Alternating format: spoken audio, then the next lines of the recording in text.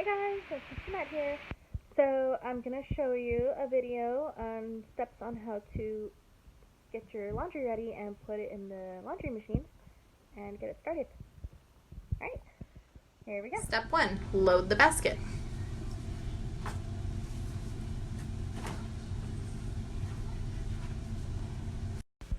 Step 2, put the clothes in the washer.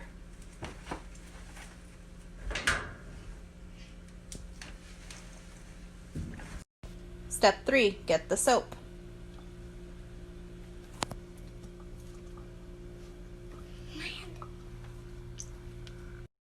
Step 4, put the soap in the washer.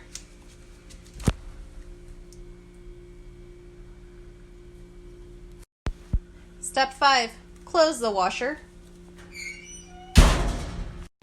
Step 6, pull the start button to start.